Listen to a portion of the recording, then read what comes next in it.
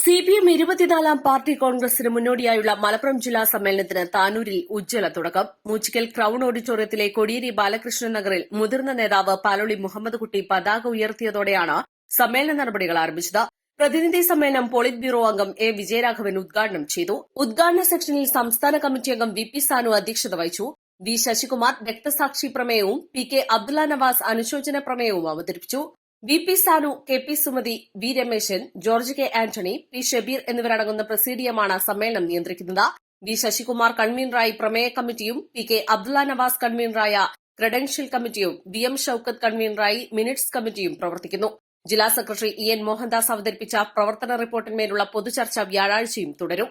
വെള്ളി വൈകിട്ട് 4-ന് താനൂർ ഹാർബർ പരിസരത്ത് നിന്നും ചുവപ്പ് സേന മാർച്ചും താനൂർ ബീച്ച് റോഡിലെ ഗ്രൌണ്ടിൽ നിന്ന് പൊതുപ്രകടനവും ആരംഭിക്കും. വൈകിട്ട് 5:30-ന് ചീരാൻ കടപ്പുറത്തെ സീതാറാം യെച്ചൂരി നഗറിൽ പൊതുസമ്മേളനം മുഖ്യമന്ത്രി പിണറായി വിജയൻ ഉദ്ഘാടനം ചെയ്യും. കേന്ദ്ര കമ്മിറ്റി അംഗങ്ങളായ E P Jayarajan, P K Sreemathi, Elamaram Kareem, P Sathidevi, സംസ്ഥാന സെക്രട്ടേറിയറ്റ് അംഗങ്ങളായ എം സ്വരാജ് എന്നിവർ സമ്മേളനത്തിൽ പങ്കെടുക്കും. ഉദ്ഘാടന സമ്മേളനത്തിൽ സ്വാഗത സംഘം ജനറൽ കൺവീനർ ഇ ജയൻ, മുതിർന്ന നേതാക്കളായ T K Hamza, P P Vasudevan, സംസ്ഥാന കമ്മിറ്റി അംഗങ്ങളായ P K Zainaba, P Sreeramakrishnan, E M എസിന്റെ മകൾ ഇ എം രാധ എന്നിവർ പങ്കെടുത്തു. East live, Tanur.